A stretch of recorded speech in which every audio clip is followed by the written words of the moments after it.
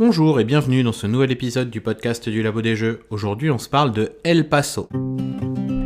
Analyse, avis, questions d'actualité, c'est le podcast du Labo des Jeux. El Paso, c'est le dernier jeu de Monsieur Pfister dans la grande famille Great Western, donc après le premier du nom, après son extension ruée vers le nord, puis un voyage en Argentine, la traversée du Pacifique jusqu'en Nouvelle-Zélande. Nous voici revenus aux origines américano-mexicaines avec la ville d'El Paso, pour un jeu plus léger, plus rapide, mais est-ce que pour autant il est moins profond? C'est ce qu'on va voir ici. Pour ceux qui connaissent la gamme Great Western, ici vous serez vraiment pas perturbés, on va livrer des vaches de nouveau, on fait toujours des grands tours de plateau. Alors j'emploie le mot plateau, mais vous allez voir dans 2 secondes que le mot torchon a l'air bien plus adapté. Enfin, toujours est-il qu'on fait des tours de plateau pour aller livrer des vaches dans la ville d'El Paso, il faut améliorer sa main de carte pour livrer le mieux possible nos vaches, le tout en faisant des actions sur la route pour construire de nouveaux bâtiments, acquérir de nouvelles vaches, ou encore avoir 2-3 bonus sur la route. Pour ceux qui ne connaissent pas le jeu, je pense que je viens de vous faire un joli tour du propriétaire assez rapide. Maintenant, vous voyez à peu près où on est. Donc, gestion de main, gestion de ressources, surtout gestion de votre argent. Vous allez voir qu'ici, c'est le centre du jeu, et deck building. Et avec tout ça, lançons-nous dans les spécificités de ce jeu-là. Alors dans El Paso, les ouvriers qu'on a l'habitude de stocker sur son plateau personnel dans les grands frères, ici ce sont des cartes que vous allez utiliser. Quand vous les utilisez, vous les défaussez, puis quand vous remélangez votre deck, vous allez les piocher. Quand vous les piochez, vous les remettez de nouveau disponibles, et ainsi de suite. Un vrai cycle de deck avec ces ouvriers en supplément. En plus, ils peuvent vous donner une petite action bonus, histoire de rajouter quelques décisions sur la route. Avec tout cela, on a un jeu qui est plus court, tout simplement parce qu'il a été prévu comme ça et ça se voit tout de suite. La boîte est plus petite, le prix aussi est plus léger, donc on a un jeu un peu plus léger, un peu plus court. On a un deck de vaches dont on va gagner une carte à chaque fois qu'on fait un tour de plateau.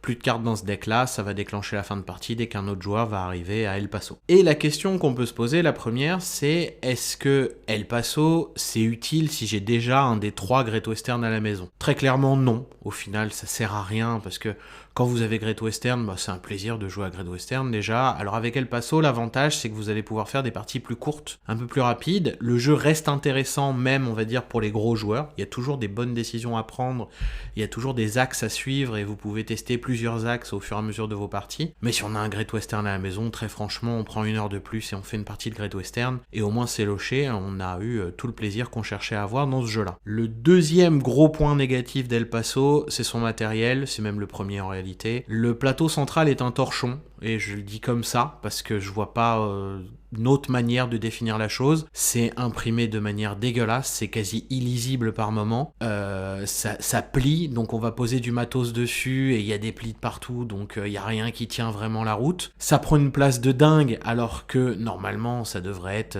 la moitié de la place que devrait prendre un Great Western, mais ça prend quand même une place de fou, parce qu'il y a un marché pour les cartes vaches, un marché pour les ouvriers, un marché pour les bâtiments, donc on en met partout autour de la table. Et à côté de ça, on a des meeples version mon premier Great Western, des espèces de trucs de 8 cm de haut et de 200 grammes en bois, enfin des trucs énormes, qui empêchent la lisibilité sur le plateau et les tuiles qui sont posées. Je comprends pas. La partie matérielle, j'ai l'impression que ça a été carte blanche à quelqu'un qui connaît pas soit le monde du jeu, soit le jeu en lui-même, parce qu'il y a rien qui va, absolument rien. Et je termine avec les pions qu'on pose sur ce plateau quand on réussit à faire une livraison, ou le pion qui nous permet de suivre différents paramètres sur notre plateau, c'est du punch. Donc même des disques en bois ou un cube en bois, c'était trop, ils ont préféré faire du punch. Il y a absolument rien qui rattrape le truc. Les plateaux joueurs, c'est de la feuille comme dans Terraforming, premier du nom. Enfin, il y a vraiment absolument rien qui va sur le matériel. C'est bien dommage, parce que ça nuit à la qualité autour de la partie. En fait, c'est tout con, mais placer un petit bout de punch qui va commencer à glisser le long du torchon qui est au milieu de la table, c'est hyper relou en fait. On n'a pas envie de ça. On a envie d'un truc qui bouge pas. Et je comprends pas comment est-ce qu'on en arrive à faire un bout de tissu horrible avec des morceaux de punch, alors qu'on pourrait faire, allez, à la limite, un plateau en carton vite fait, ou alors ce qu'on a vu dans Eternal Dex il y a pas longtemps, du tissu style tissu pour les lunettes, qui n'a pas de pli, qui est imprimé nickel et qui ne bouge pas. Et je pige pas ce qu'ils ont fait. Bref, c'est gros carton rouge sur ça pour le jeu.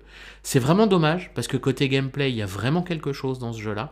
El Paso, je refuserai jamais de faire une partie parce que ça va vite et que c'est agréable. Mais bon, là, on va le juger au physique celui-là, et au physique, bah il passe pas le cut. Et puis si en plus il y a un Great Western à la maison, bon bah c'est même pas la peine de commencer à investir dessus, quoi. Par contre, si vous le croisez, allez-y, hein, une petite partie, c'est 3/4 d'heure à 2, on va dire, et c'est bien agréable, et ça marche bien, même à 3 ou 4, ça va assez vite, parce que contrairement à l'autre, les décisions sont quand même un peu moins à long terme, un peu moins importantes, donc ça va un peu plus vite. En tout cas, c'est tout pour moi, j'espère que je vous ai au moins donné envie d'y jouer. Pour passer à l'achat, si vous n'avez pas de Great Western et que vous partez en vacances, ça peut être l'occasion de craquer sur El Paso, sinon je pense que c'est pas la peine, désolé.